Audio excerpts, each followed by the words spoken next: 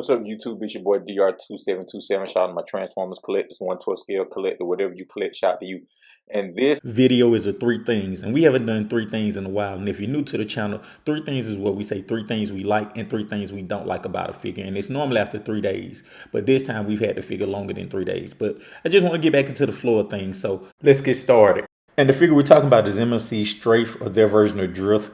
And it's in their Infinity series. And I think it's supposed to be a MP take for characters that weren't in the G1 cartoon. So the first thing I like about this figure is the alt mode. I think that this is the closest that MMC's gotten to a real alt mode since the beginning of their MP line with the Mirage and the Inferno. I think that those two got really good alt modes too, and I think that this is up there with them. I really like this alt mode. The second thing I like about the figure is the articulation. MMC always does top-notch articulation, but it got butterfly joints, ab crunches. Like this pose here I really like. Just top-notch articulation, and I wouldn't expect anything less from MMC. And the third thing I like is the weapon storage. And I know that's a very minor thing, but those are the little things that make average figures good, good figures great, great figures almost perfect. And it shows an attention to detail and a level of care that I actually expect from companies like MMC.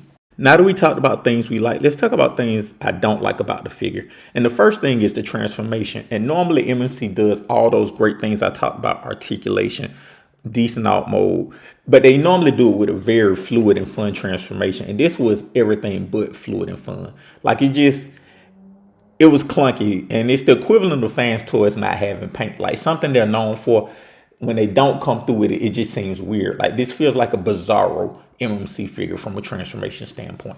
And the second thing I don't like about the figure is this specific hole that runs through the center when you're doing really dynamic action poses. Like this is a sword wielding figure, and I feel like MMC did this to keep costs down, because I think you can see where it has a spot where it can fill in that gap, but not having those gaps feel right though for a sword wielding figure with this level of articulation just takes away from the suspension of disbelief, and it makes the figure feel a little less than. And the final thing I didn't like was the fingers. And I wasn't necessarily heavy-handed, but as you can see on the picture, like I had fingers popping off left and right, and it's just, for a figure that's meant to be fun, just having the fingers pop off took away from the fun experience of it. But overall, it's a good figure. I would give it a B plus. And I think that there's a bigger discussion to come out of this, and it's about the future of MMC. And I think I may do a video on that later. But I hope that they stay in this space, like where they make MPs of kind of known characters that weren't necessarily in the G1 space, like